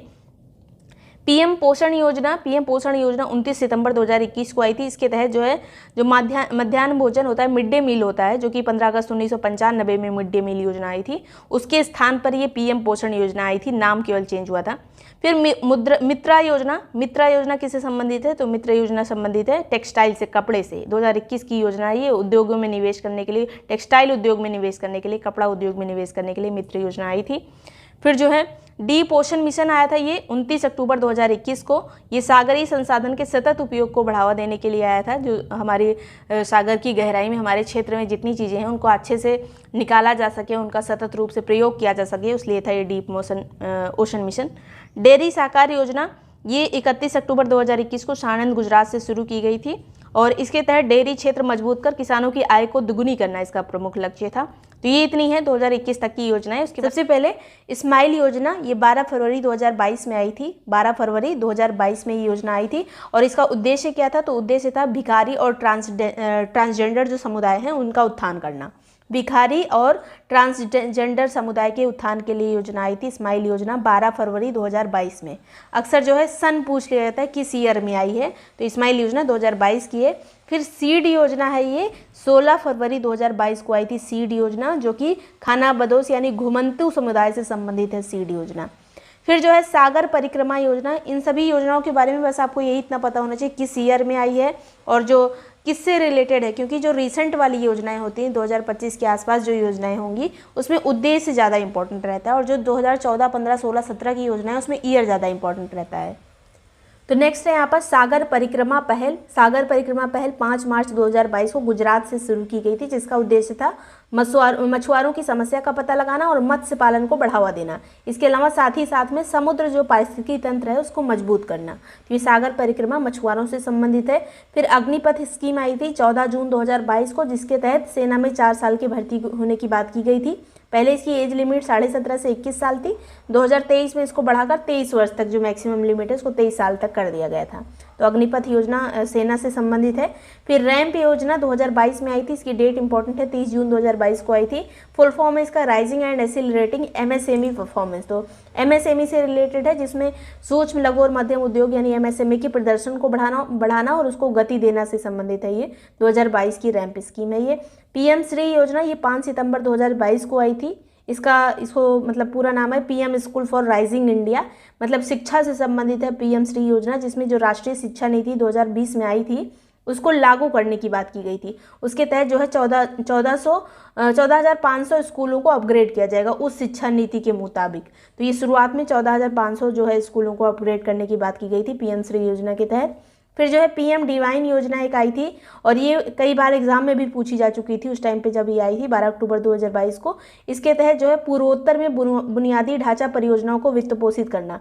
किससे रिलेटेड डिवाइन योजना? तो पूर्वोत्तर से रिलेटेड है, पूर्वोत्तर के राज्यों से। फिर जो है टेलीमानस स्कीम आई थी 10 अक्टूबर 2022 में और इसके तहत इन सब के उद्देश्य ज़्यादा पूछे जाते हैं किस चीज़ के लिए योजना है। तो 24 घंटे निःशुल्क टेली मानसिक स्वास्थ्य सेवाएं प्रदान करने के लिए टेलीमानस स्कीम। कोविड के दौरान जो है उसके बाद में बहुत सारे लोग ऐसे मतलब डिप्रेशन वगैरह के शिकार हो रहे थे, तो इसलिए आई थी ये। फिर जो है पीएम भारतीय जन उर्वरक परियोजना, ये 17 अक्टूबर 2022 में आई थी। एक राष्ट्र एक उर्वरक से संबंधित है ये और इसका उद्देश्य था जो यूरिया, डीएपी, जो एनपीके वगैरह जो बिकते हैं, जितने भी उर्वरक बिकते हैं उनको सबको एक ब्रांड के तहत बेचा जाए। तो उस ब्रांड का नाम क्या होगा? भारत ब्रांड से सबको बेचा जाए, एक राष्ट्र एक उर्वरक। ये 2022 में आया था। फिर 2023 की योजना है आरोग्य मैत्री स्कीम आई थी एक, ये 13 जनवरी 2023 में आई थी आरोग्य मैत्री। इसके तहत जो भारत है वो जितने भी और देश हैं उनकी सहायता करेगा। अगर कोई प्राकृतिक आपदा आती है, कोई मानवीय संकट आता है, तो किसी भी विकासशील देश को भारत जो है मानवीय चिकित्सा वगैरह प्रदान करेगा।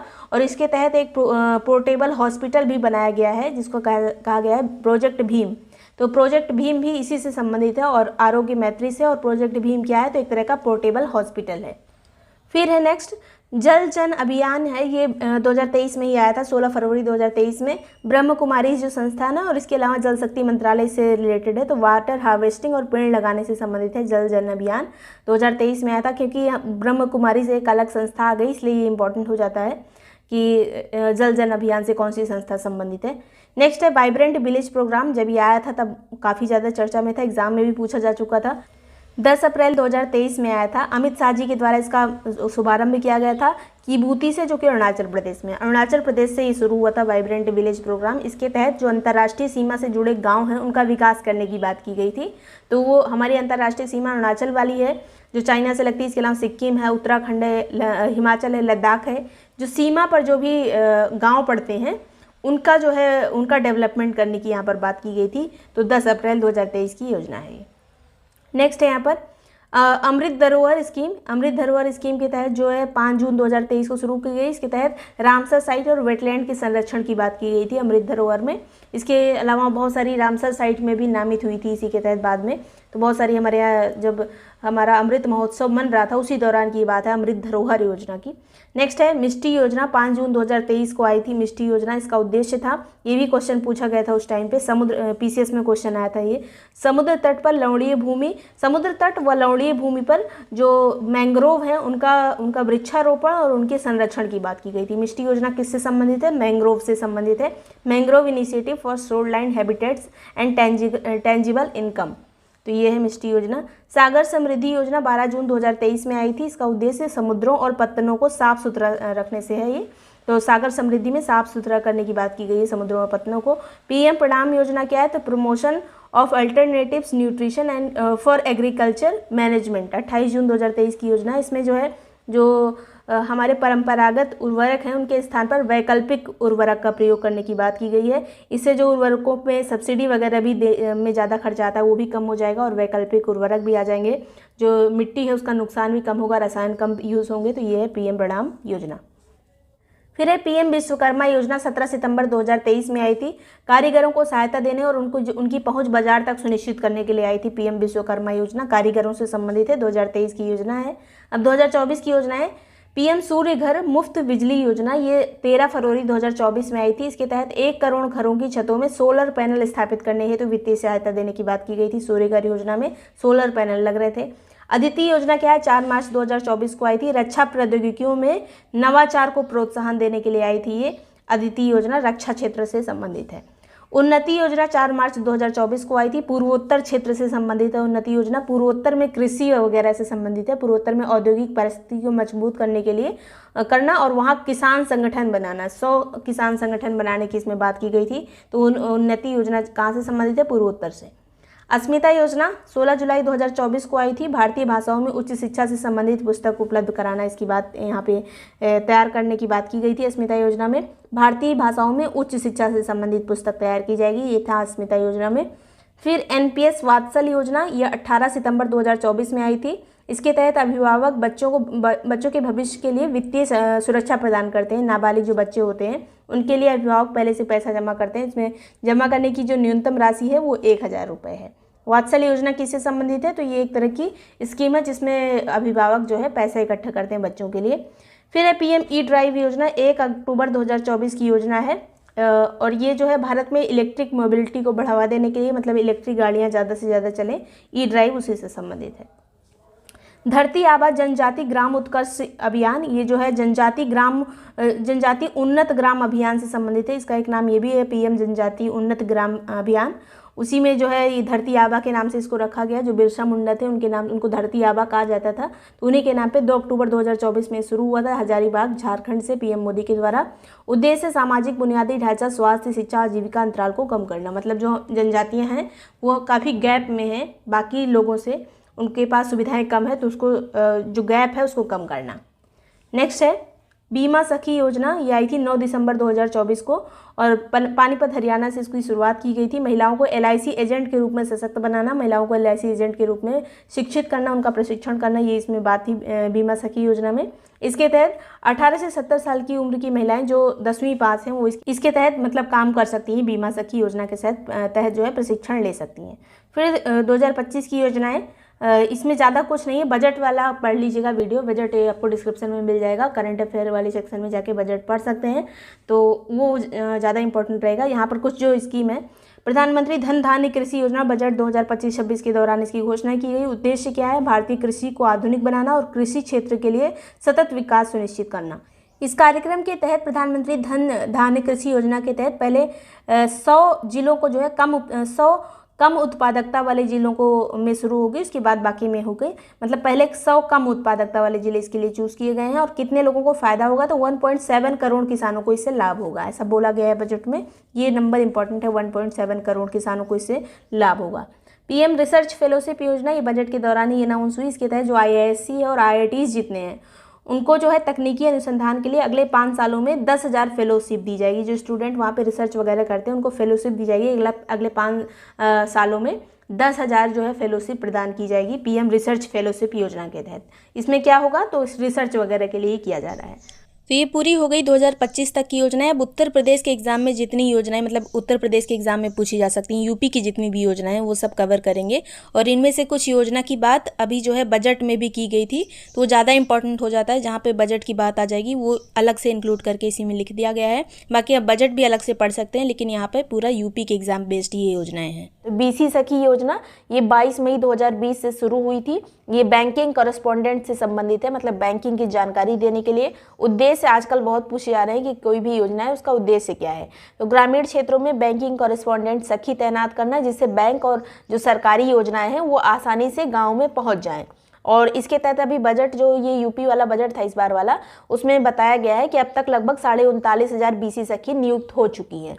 तो ये भी आपको स्टेटमेंट वाइज क्वेश्चन बन सकता है। 2020 की योजना है, मई 2020 की।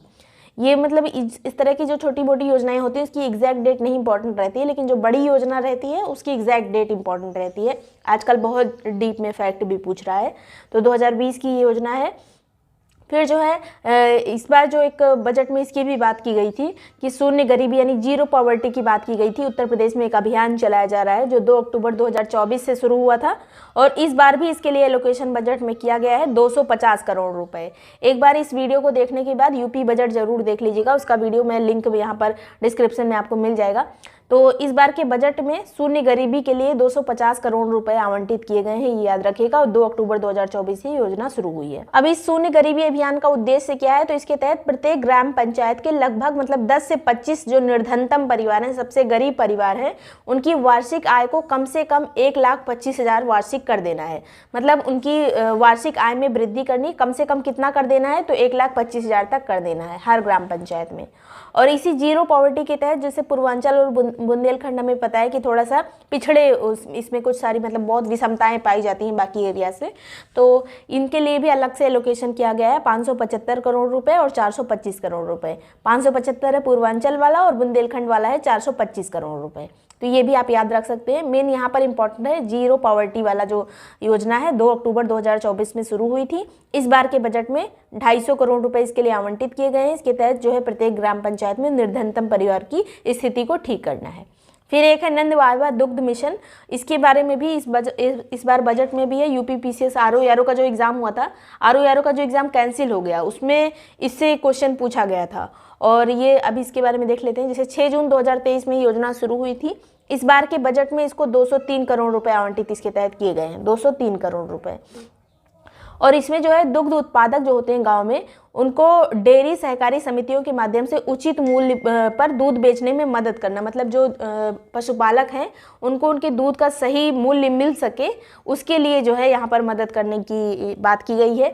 इसके अलावा चारा में भी मदद अनुदान, यानी मतलब कोई भी चारा वाला फार्म स्थापित करता है तो उसके लिए भी मदद की जाएगी सरकार के द्वारा। और इसमें उन्नत किस्म की स्वदेशी गायों को पालने पर जोर दिया गया है। तो क्वेश्चन जो पूछा गया था वो इसी के अंतर्गत एक योजना आती है, नंदिनी कृषक समृद्धि योजना। इसके बारे में क्वेश्चन था कि इसमें जो स्वदेशी गाय रखी जाएंगी जो आती हैं, इसमें कौन कौन सी गाय शामिल है। तो गिर है, साहीवाल है और थार पारकर है। इसे मतलब ये जो नंद बाबा दुग्ध मिशन है और नंदिनी कृषक समृद्धि योजना, दोनों में जो है स्वदेशी गाय की बात की गई है। और यही वाली जो है प्रजाति नस्ल होनी चाहिए, गिर, साहीवाल, थार पारकर। तो ये क्वेश्चन पूछा गया था जो पेपर कैंसिल हो गया था उसमें। और इसी में जो है नंदिनी कृषक समृद्धि योजना जो है, इसमें 10 स्वदेशी गाय की एक यूनिट स्थापित करने के लिए सरकार अनुदान देगी, जिससे कृषक जो है एक ऐसी इकाई स्थापित कर सकें जो बिजनेस की तरह उसको बड़ा कर सके। तो इसमें जो है सरकार मदद करेगी। मुख्यमंत्री पंचायत प्रोत्साहन योजना, ये जो है 2018-19 में शुरू हुई थी। हर जो है योजना का डेट इंपॉर्टेंट नहीं रहता, कुछ चीज़ें उसके बारे में इंपॉर्टेंट रहती हैं। बजट में जैसे इस बार के बजट में 85 करोड़ रुपए इसके लिए आवंटित किए गए हैं पंचायत प्रोत्साहन के लिए। इसके तहत गाँव में जो है उत्सव भवन बनाए जाएंगे जिसमें बारात और आयोजन वगैरह मतलब किया जा सके। तो उत्सव भवन की बात किसके तहत की गई है? मुख्यमंत्री पंचायत प्रोत्साहन योजना के तहत। फिर है यहाँ पर उत्तर प्रदेश में बीज स्वावलंबन नीति 2024 चलाई जा रही है। इस बार के बजट में जो है 251 करोड़ रुपए इसके लिए दिए गए हैं 2025-26 में। और इसके अंतर्गत एक सीड पार्क विकास परियोजना भी संचालित है। सीड पार्क विकास परियोजना ये भी स्वावलंबन नीति, बीज स्वावलंबन नीति के तहत चल रही है। ये भी एक नीति याद रखिएगा। जो नीतियाँ वगैरह है, यूपी पीसीएस मेंस का पेपर 6 जो है उसमें बहुत नीतियों से क्वेश्चन आता है, मतलब नीतियां ही यूपी की पूछी जाती है पेपर 6 में। तो उसके लिए आप घटना चक्र की एक आती है नीतियां योजना वाली बुक, जो कि मेंस के लिए ही आप उसको पढ़ें तो ज़्यादा सही रहेगा, क्योंकि प्री में जो है जो फैक्ट थोड़ा बहुत पूछ लिया जाता है, लेकिन मेंस में पूरा आपको नीति के बारे में पूरा सब कुछ लिखना पड़ेगा पॉइंट वाइज, तो वहाँ से उसको कर सकते हैं।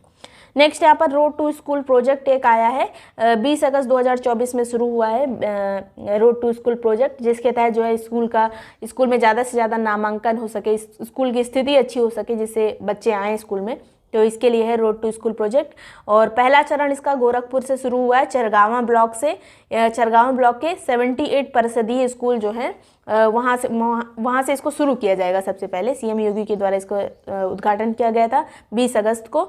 और इसमें सहयोगी कौन सी कंपनी है? तो अशोक लीलैंड जो है इसकी सहयोगी कंपनी है, और यूपी का जो लर्निंग लिंक फाउंडेशन है वो दोनों आपस में सहयोग करके इसको बनाएंगे। कंपनी का नाम याद रखिएगा जो सहयोगी है रोड टू स्कूल में। और इसका उद्देश्य है नामांकन बढ़ाना, जो ड्रॉप आउट की समस्या है उसको रोकना, कौशल का विकास करना, अभिरुचि विकास करना, स्वास्थ्य देखभाल, सब कुछ इसमें शामिल है, जिससे बच्चे ज़्यादा से ज़्यादा स्कूल आएँ और ड्रॉप आउट ना लें। नेक्स्ट है उत्तर प्रदेश उच्च शिक्षा प्रोत्साहन नीति 2024, जो कि 1 अक्टूबर 2024 को आई थी। और इसके तहत कुछ इंपॉर्टेंट चीज़ें, जैसे 40 ऐसे जिले जहां विश्वविद्यालय नहीं है वहां विश्वविद्यालय खोलने का प्रयास किया जाएगा।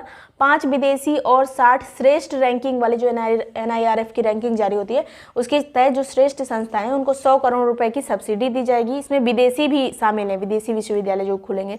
इसके अलावा कुल शिक्षा हेतु इस बार ये भी एक हाईलाइट है, समझ लीजिए इसका, कि यूपी बजट में इस बार शिक्षा के लिए कितना आवंटन किया गया है, तो 1.06 लाख करोड़ रुपए टोटल शिक्षा के लिए 1.06 लाख करोड़ रुपए। और एक और चीज़ यहाँ पर रानी लक्ष्मीबाई स्कूटी योजना भी आने वाली है, जिसके तहत जो है 400 करोड़ रुपए इस बार बजट में रखे गए हैं। कॉलेज जाने वाली जो मेधावी छात्राएं हैं उनके लिए जो है ये 400 करोड़ रुपए आवंटित किए गए स्कूटी के लिए। अब इसी के तहत एक मुख्यमंत्री शिक्षुता प्रोत्साहन नीति है, जो कि 2016 में ही आ चुकी थी। इस बार बजट में इसके लिए 100 करोड़ रुपए रखे गए हैं, याद रखिएगा, शिक्षुता प्रोत्साहन नीति के तहत। एक विंध्यवासिनी राज्य विश्वविद्यालय की स्थापना हो रही है, जिसके तहत जो है 50 करोड़ रुपए इस बार आवंटित किए गए हैं। तो ये सब उच्च शिक्षा की बातें थी जो यूपी में उसी के अंतर्गत आती है, उच्च शिक्षा वाली नीति के अंतर्गत ये सब चीज़ें आती हैं। बाकी बजट भी एक बार जरूर देखिएगा। एमसैंड नीति क्या है? ये अक्टूबर 2024 में आई थी, जिसका उद्देश्य नदी में जो बालू खनन होता है उसको रोकना था। इसके तहत कृत्रिम बालू का प्रयोग करके जो है जो प्राकृतिक बालू है उसका प्रयोग कम किया जाएगा। एमसैंड नीति यूपी की है। नेक्स्ट है मुख्यमंत्री माटी कला योजना। इसके तहत जो है कुंभकारों को ऋण देने हेतु जो है 5 लाख तक का ऋण कुंभकारों को मिलेगा, जो काम कर रहे हैं मिट्टी के, मतलब बर्तन वगैरह बनाते हैं, तो उनको बिना ब्याज का ऋण मिलेगा 5 लाख तक। लेकिन अगर कोई कुंभकार 8वीं तक पास है तो उसको जो है 10 लाख रुपए तक का बिना ब्याज का ऋण मिलेगा। और इस बार के बजट में एक बात की गई थी कि मुख्यमंत्री माटी कला योजना बोर्ड स्थापित होगा। तो ये बोर्ड स्थापित करने के लिए 11.50 करोड़ रुपए का आवंटन भी किया गया है। मुख्यमंत्री माटी कला योजना बोर्ड के लिए 11.50 करोड़। नेक्स्ट है संस्कृत छात्रवृत्ति योजना। ये अक्टूबर 2024 में आई थी। इसका उद्देश्य संस्कृत पढ़ने के लिए लोगों को प्रोत्साहित करना। तो इसके तहत स्कॉलरशिप दी जाएगी। जो नॉर्मल लोग हैं उनको जो है 300 रुपये पर मंथ दिया जाएगा 10 महीने तक, और जो दिव्यांग है उनको 1000 रुपये पर मंथ दिया जाएगा 10 महीने तक। तो ये याद रखिएगा, इसके तहत जो है 300 रुपये और 1000 रुपये छात्रवृत्ति दी जाएगी 10 महीने तक। और इसके तहत जो है सरकार ने संपूर्णानंद संस्कृत विश्वविद्यालय के साथ टाई अप किया है। नेक्स्ट बात करेंगे उत्तर प्रदेश की एक सोशल मीडिया पहल है, अगस्त 2024 में आई थी, जिसके तहत सरकार जो इन्फ्लुएंसर्स होते हैं उनसे टाई अप करेगी। जैसे आपने आजकल देखा होगा जो पंचायत वेब सीरीज़ थी वो अपना TVF अपना छोटा सा वीडियो लॉन्च कर रही है, यूट्यूब पे आप देखते होंगे। तो उसमें उस वीडियो के तहत बहुत सारी यूपी की योजनाएं बताई जाती हैं। तो वो सब टाई अप आजकल बहुत हो रहे हैं। तो इसमें यही योजना है सोशल मीडिया पहल वाली, जिसके तहत 8 लाख रुपए पर मंथ तक इनकम हो सकती है अगर कोई ऐसा चैनल है जो यूपी की योजनाओं को प्रमोट करे। तो नेक्स्ट बात करेंगे पेड़ लगाओ पेड़ बचाओ। ये जन अभियान एक चलाया गया था 20 जुलाई 2024 को, और इसका शुरुआत की गई थी कुकरेल नदी तट से, लखनऊ से शुरू हुआ था ये, और ये वहीं पे से शुरू हुआ था जहां अकबर नगर वाली पहले वो थी बस्ती, उसके बाद फिर जो उसको हटा के बनाया गया था वो सब वहीं से शुरू हुआ था 20 जुलाई 2024 को। और इसके तहत जो है 36.51 करोड़ से ज़्यादा पौधे लगाए गए थे। सर्वाधिक पौधरोपण इस बार कहाँ हुआ था? सोनभद्र में। ये याद रखिएगा, ये कब अभियान चलाया गया था? 20 जुलाई 2024 को लखनऊ से। फिर है अटल बिहारी वाजपेयी पावर लूम विद्युत फ्लैट रेट योजना। तो इसका जो है इसकी शुरुआत की गई थी 2023 में, और इसके तहत इस बार जो आवंटन हुआ है वो हुआ है 400 करोड़ रुपए का। 5 अप्रैल 2023 में शुरू हुई थी, पावर लूम से संबंधित है ये, और इसके तहत जो है 400 करोड़ रुपए आवंटित किए गए।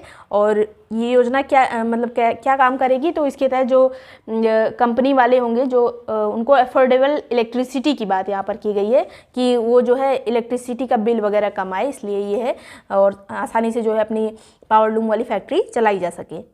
नेक्स्ट है ऑपरेशन भेड़िया एक चलाया गया था। ऑपरेशन भेड़िया जो है अगस्त 2024 में मेहसी तहसील से चलाया गया था, जो कि बहराइच की एक तहसील है।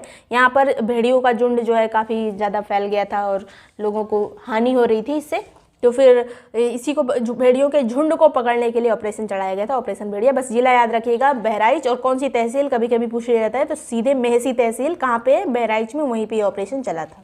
फिर जो है मैत्री वन योजना, ये उत्तर प्रदेश की सीमाओं पर हरियाली बढ़ाने के लिए योजना शुरू की गई। पेड़ वगैरह लगाए जाएंगे सीमाओं पर, जैसे जो नेपाल के साथ हमारी अंतर्राष्ट्रीय सीमा है वहाँ पर जितने भी जिले हैं, जो 7 जिले हैं, वहाँ पे पेड़ लगाए जाएंगे। इसके अलावा जो यूपी की और अन्य राज्यों के साथ सीमा है वहाँ पर भी पेड़ लगाए जाएंगे, तो इसको हरियाली बढ़ाने के लिए सीमाओं पर फाइलेरिया उन्मूलन मिशन चलाया गया है, जिसके तहत जो है 2026 तक उत्तर प्रदेश को फाइलेरिया से मुक्त करना है। और केंद्र का जो लक्ष्य है वो 2027 है, यूपी का लक्ष्य 2026 है। तो याद रखिएगा, यूपी 1 साल पहले ही इसका लक्ष्य है फाइलेरिया से मुक्त होने का।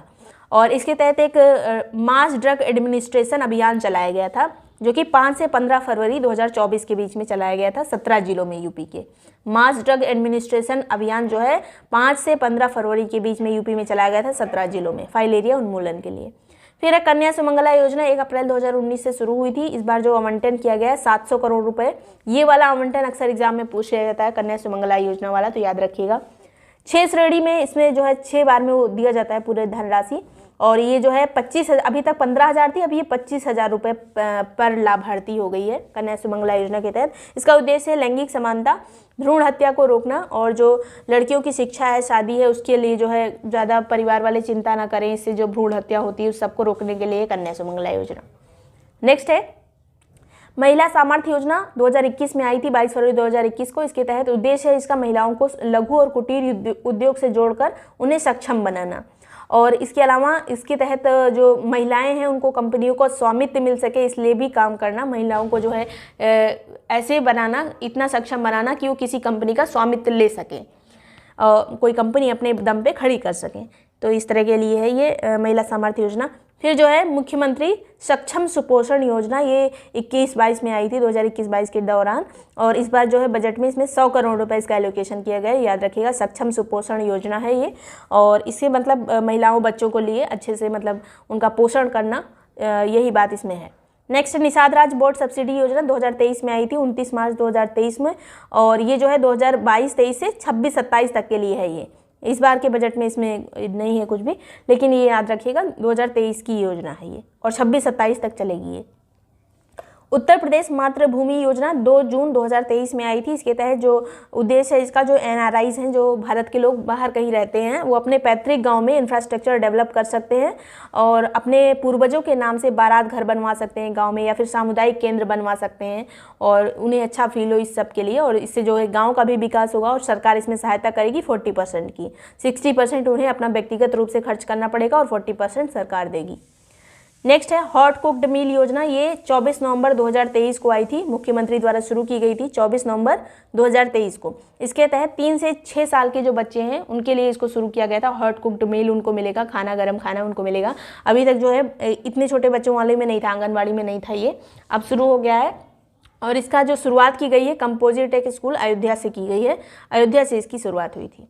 स्कूल चलो अभियान ये 4 अप्रैल 2022 से हुआ, श्रावस्ती से शुरू हुआ था स्कूल चलो अभियान 2022 में।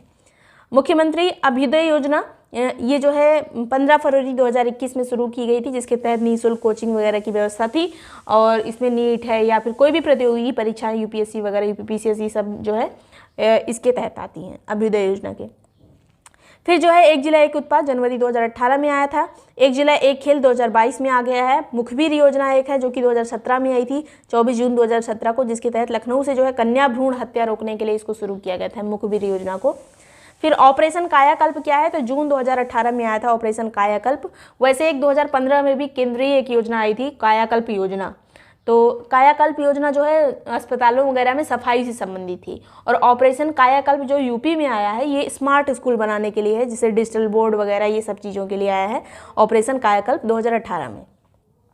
फिर है ग्रामीण अंत्येष्टि स्थल बनाने के लिए, इस बार जो है ये काफ़ी पहले की पुरानी योजना है अंत्येष्टि के लिए, मतलब योगी सरकार के भी पहले की है। तो इसके तहत आवंटन कितना किया गया है इस बार के बजट में, 244 करोड़ रुपए, 244 करोड़ रुपए। डिजिटल लाइब्रेरी, ग्राम पंचायत स्तर पर डिजिटल लाइब्रेरी बनेगी, इसके तहत जो है जो आवंटन किया गया है 454 करोड़ रुपए किया गया है। ये सब गाँव में जो आवंटन होता है इन सब चीज़ों के लिए, इसका जो है बजट एलोकेशन इंपॉर्टेंट हो जाता है, क्योंकि अगर आरओ या फिर जो है आप UPSSC की जो एग्ज़ाम आने वाले हैं वो सब दे रहे हैं तो ये सब पूछ लिया जाता है। 244 करोड़ रुपए अंत्येष्टि के लिए, और जो है ग्राम पंचायत स्तर पर डिजिटल लाइब्रेरी के लिए 454 करोड़ रुपए। फिर उत्तर प्रदेश बाल सेवा योजना, ये जुलाई 2021 में आई थी जब कोविड चल रहा था, उसी के दौरान जो है 0 से 18 साल के जो भी बच्चे अनाथ हो गए थे उनकी मदद के लिए आई थी बाल सेवा योजना। तो ये भी इंपॉर्टेंट है, बस याद रखिएगा ईयर 2021। इतनी चीज़ें इंपॉर्टेंट थी यूपी के योजनाओं से। वीडियो पसंद आया, यूजफुल लगा तो लाइक सब्सक्राइब करिएगा और कमेंट में बताइएगा कैसा लगा। ये सभी नोट्स वगैरह आपको यूपीपीसी सारो यारो कंबाइंड ग्रुप में मिल जाएंगे। ज्वाइन करने के लिए नंबर दिया हुआ है, CP व्हाट्सएप करके ग्रुप की डिटेल ले सकते हैं। Thank you so much for watching break time classes.